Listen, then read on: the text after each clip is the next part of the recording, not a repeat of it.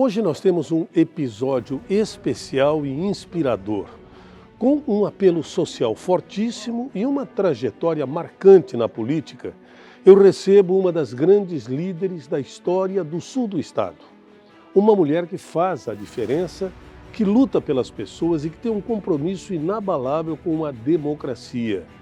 Minha querida amiga e convidada deste episódio no nosso quadro Democracia é a democrata Giovana de Sá.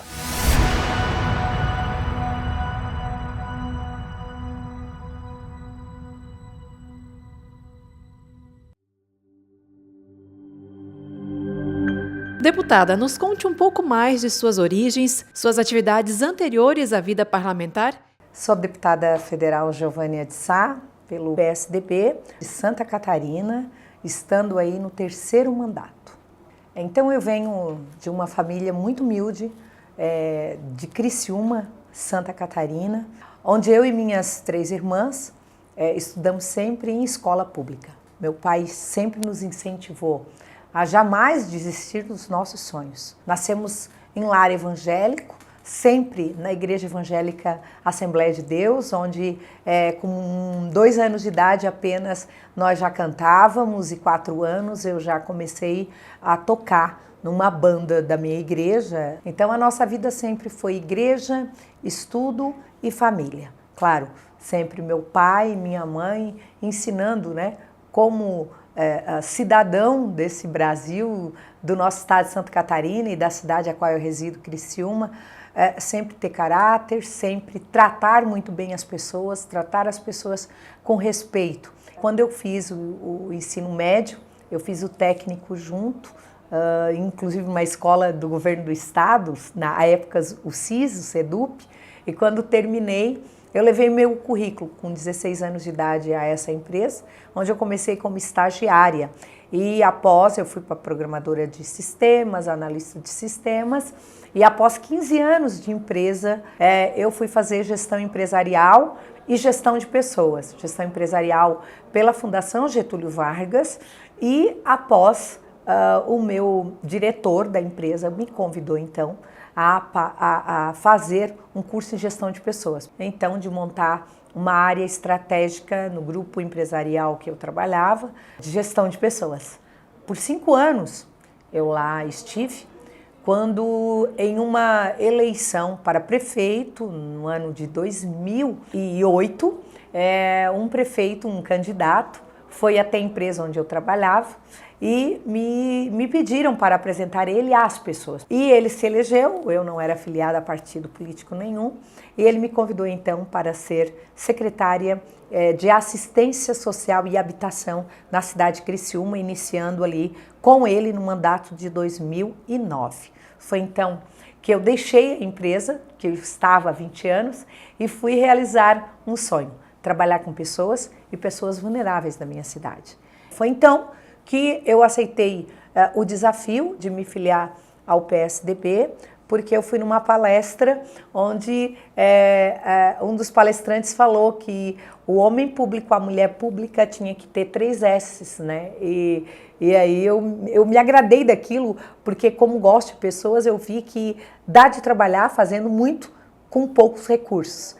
Onde eu aprendi os 3 S's, que é o sorriso, tratar bem as pessoas, empatia, relacionamento. O segundo, a sinceridade, falar a verdade sempre. Essa eu acho, como dizia Mário Covas, deve ser a maior arma de qualquer político, falar a verdade. E o terceiro, sola de sapato.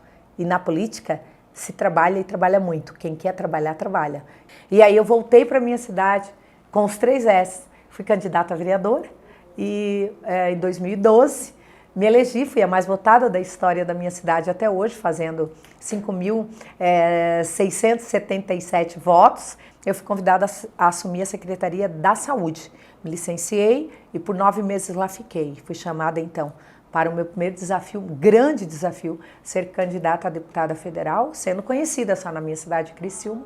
E foi quando eu fiz também a maior votação da história da minha cidade para deputada federal, 26 mil votos em Criciúma, aproximadamente, e os outros quase 26 mil eu fiz nas cidades circunvizinhas, e sendo eleita, passando o último colocado por 1.000 votos, e fui eleita deputada federal em 2014, e dobrei a votação em 2018. Eu fui eleita para compor a mesa diretora da Câmara Federal, presidindo muitas sessões deliberativas.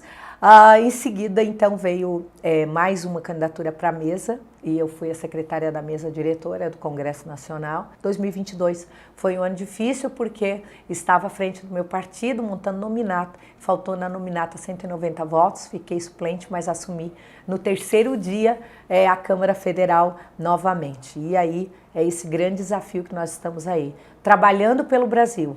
E quem sonha e acredita nos seus sonhos, eles com certeza se realizam. A política no Brasil hoje está variada em relação à diversidade partidária e ideológica. De que forma a senhora vê esta diversidade dos seus pares e da própria sociedade? Eu percebi que os partidos, todos eles tinham suas ideologias, né? Principalmente pautas econômicas, pautas de princípios e valores, outros questões sociais.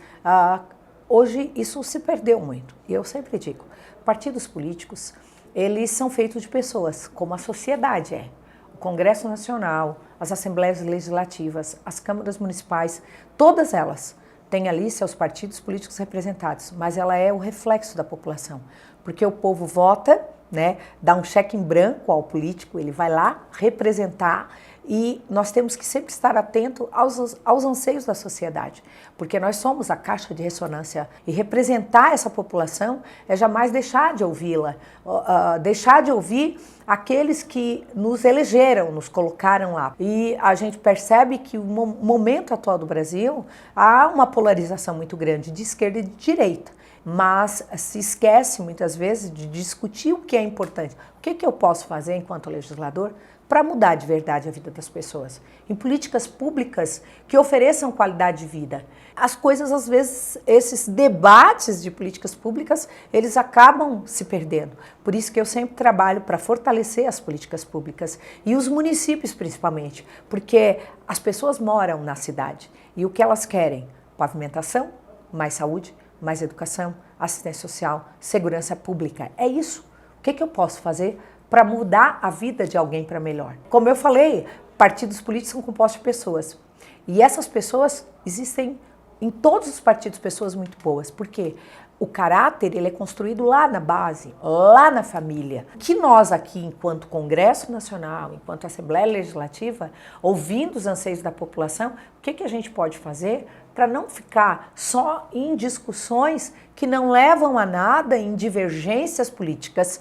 Ser oposição de um governo é importante, mas o que for bom para o povo, a gente tem que se unir, porque é essa política pública que o cidadão precisa ver sendo executada pelos prefeitos, que o recurso que ele contribui dos seus impostos sejam realmente investidos nessas questões importantes, em políticas públicas realmente que venham mudar a vida das pessoas para melhor.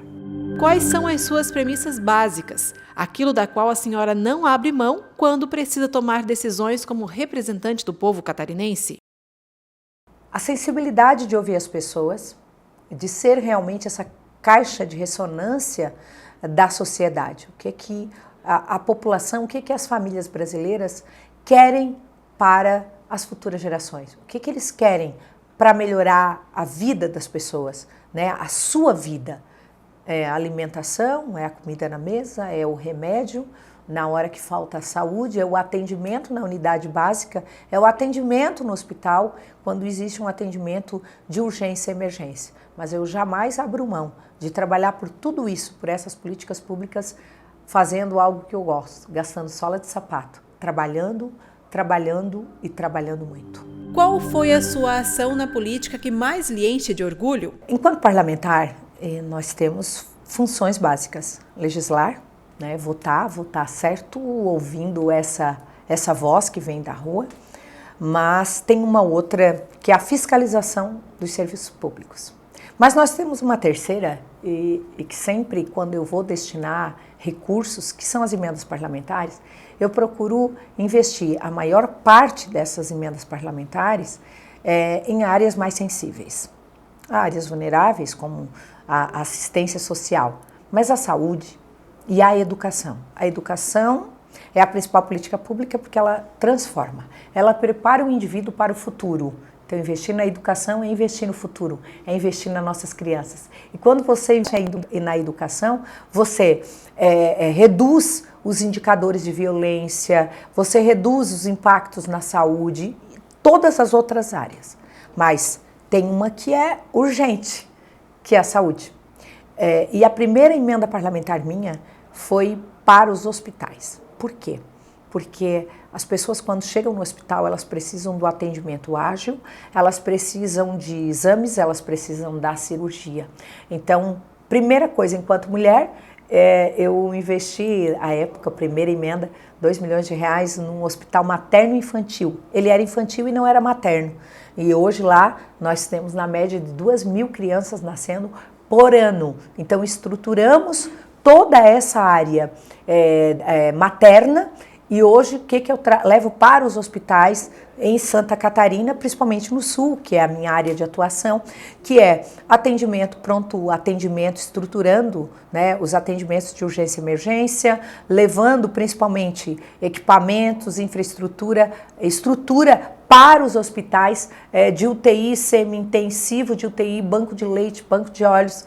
A área da saúde, para mim, é a mais sensível e aonde dos mais de 300 milhões investidos, são quase 200 milhões só na área da saúde, porque para todos nós, né, saúde é urgente, não pode esperar. Para que os catarinenses conheçam ainda mais e melhor a senhora fora da esfera política, gostaríamos que indicasse um livro e uma música da sua preferência e falasse um pouco sobre essas indicações, dizendo o porquê das escolhas. Somos evangélicos de nascimento e até hoje eu continuo cada vez mais firme, né? Crendo no meu Deus e colocando Ele à frente de tudo. Então, eu indicaria muitos livros que eu já li. Eu li livros evangélicos, eu li livros de administração, porque é a minha formação, muitos livros em relação à motivação, autoestima, mas o livro básico de todos eles é a Bíblia. Eu sempre indico, né, ler a Bíblia. E lá você encontra romances, lá você encontra motivação, lá você encontra autoajuda, lá você encontra a base para você enfrentar as dificuldades do dia a dia. E quando me falam em música, muitas vezes me perguntaram qual é a sua música predileta, né? Eu gosto de várias músicas, né? Mas tem uma que ela mexe muito comigo e mexe com cada cristão nesse Brasil. Porque se tem algo para nós que nos traz esperança é o fato de um dia Deus enviar o seu Filho, Ele morrer por nós e ressuscitar ao terceiro dia. Então, a música mais linda e que eu mais gosto de cantar é Porque Ele Vive, né? E ela diz, porque Ele vive, posso crer no amanhã, porque Ele vive, temor não há, mas eu bem sei, eu sei que a minha vida está nas mãos do meu Jesus, que vivo está. Ao povo catarinense eu sempre fui, nasci na cidade de Criciúma, fui criada, educada, né, a vida toda em Criciúma. Eu vim para Brasília porque os catarinenses me enviaram lá no ano de 2014 e aqui estamos há 10 anos. O que eu quero dizer a você é que jamais perca a esperança de dias melhores. Eu acredito nisso e trabalho para que possamos deixar um legado às futuras gerações, os nossos filhos e os nossos netos. Um Brasil melhor para a gente morar. E jamais podemos deixar de crer e ter fé nesses dias. Eu acredito e você também acredita. Acreditar em Deus e acreditar na vida e nesses dias melhores para todos nós. Deus abençoe.